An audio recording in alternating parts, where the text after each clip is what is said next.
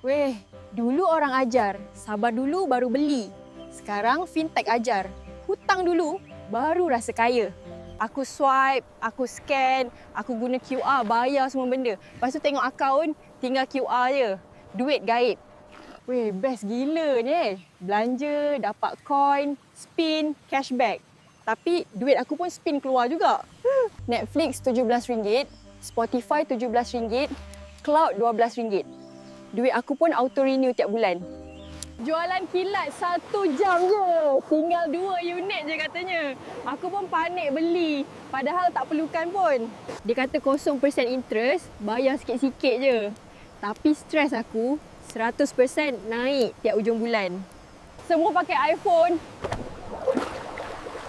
Aku pakai biasa-biasa je. Tapi at least aku tak pakai hutang. Dunia suruh duit berpusing, aku pilih simpan emas. Simple je, beli bila ada lebih, bukan berhutang. Jom join Public Gold, aku guide.